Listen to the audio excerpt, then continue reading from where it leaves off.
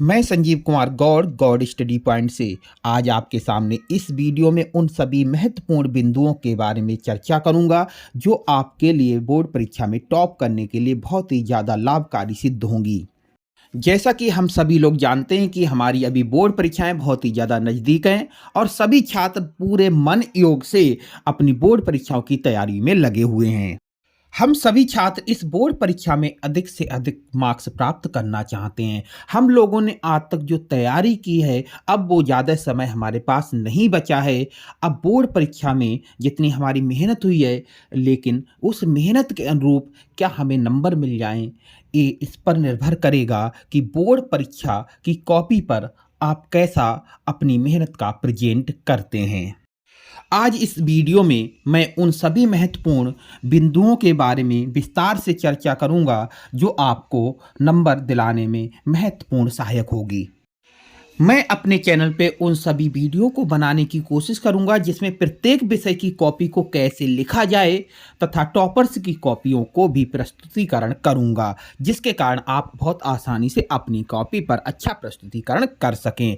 इससे पहले मैं आपको बता दूं कि अगर आप मेरे चैनल पे नए हैं और आपको वीडियो अच्छी लगी हो और ऐसी वीडियो और पाने की इच्छा हो तो आप मेरे चैनल को सब्सक्राइब और इस वीडियो को लाइक अवश्य कर दें।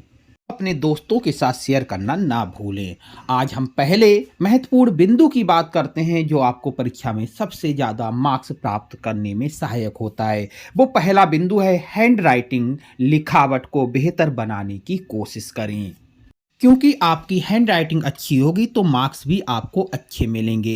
अगर कल्पना कर लें कि हमारे पास अति लघु उत्तरीय, लघु उत्तरीय और दीर्घ उत्तरीय क्वेश्चन को मिला के लगभग 10 प्रश्न अगर आते हैं तो 10 प्रश्न में अगर एक नंबर ही हमें अन्य छात्रों की अपेक्षा कम मिलता है तो हमारे एक पेपर में 10 नंबर कम हो जाते हैं। अगर हमारे 6 पेपर होंगे तो 10 कि 6 से जब मल्टीप्लाई करेंगे तो 60 नंबर हमारे पूरी बोर्ड परीक्षा में कम हो जाएंगे।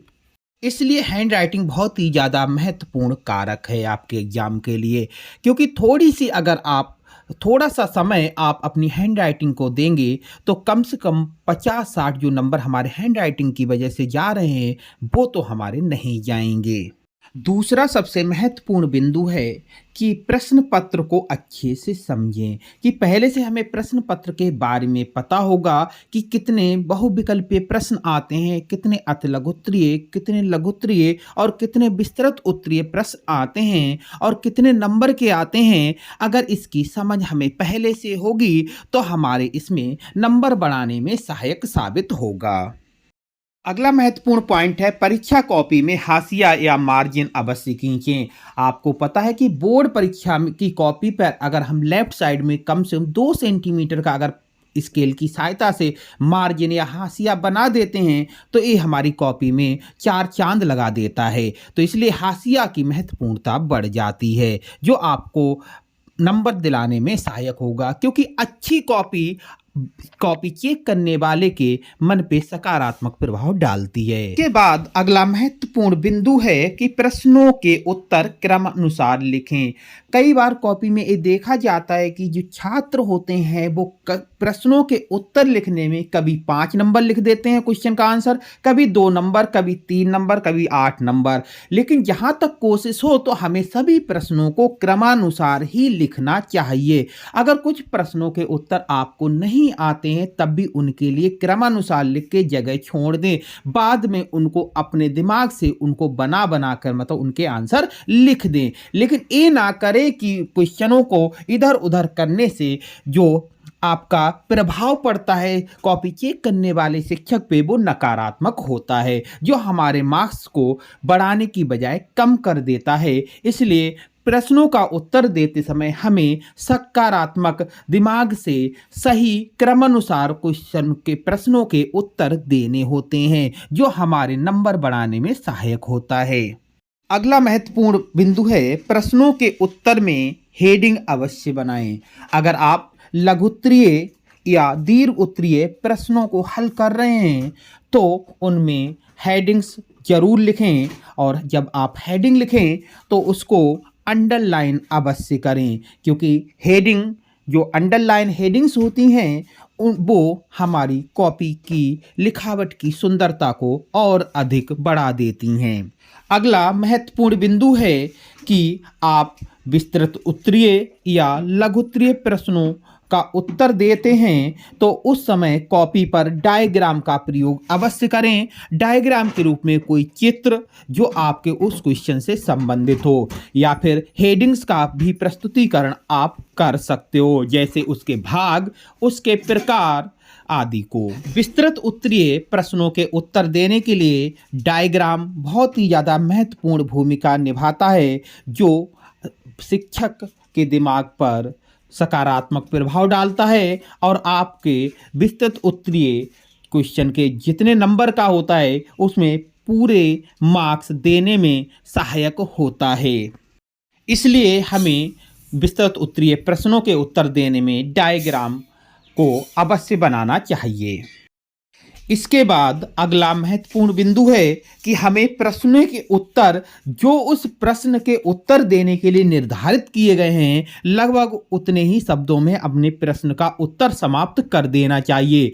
अधिकतर देखा जाता है कि छात्र को जिस क्वेश्चन को बहुत अच्छे से उसे याद है तो उसके लिए वो ज़्यादा से ज़्यादा पेज भरने की कोशिश करता है, और जो क्वेश्चन उसे याद नहीं होता है वो कुछ लाइनों में ही समाप्त कर देता है। लेकिन आप सबको इन चीज़ों से बचना चाहिए। अगर आपका लघु उत्तरीय प्रश्न है और उसका उत्तर अगर 30 शब्दों में कह रहा है तो उसके लिए हमें 2 या 3 पेज नहीं भरने चाहिए, बल्कि उसका क्वेश्चन का उत्तर जो हमें महत्वपूर्ण बातें हैं वो 30 से 40 शब्दों में ही समाप्त कर देनी चाहिए।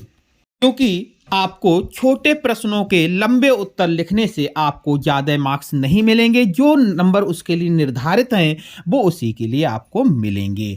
और विस्तृत उत्तरीय प्रश्नों को अधिकांश शब्दों में आप लिख सकते हो, लेकिन फिर भी कोशिश हमें यही करें कि उनमें महत्वपूर्ण शब्द जो भी हमारे लिए उस क्वेश्चन से संबंधित बातें हैं उनका समावेश हो जाए। इतना ही आपका काफ़ी रहता है। अब मैं आपको एक बार फिर से याद दिला दूं कि अगर आपको वीडियो अच्छी लगी हो तो चैनल को सब्सक्राइब अवश्य करें और इस वीडियो को लाइक करें और अपने दोस्तों के साथ शेयर अवश्य कर दें।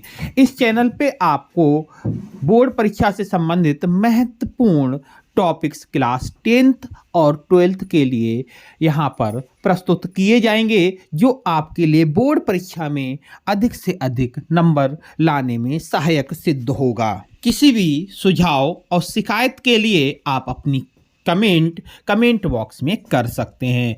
आपकी सुझाव और शिकायतें आमंत्रित हैं।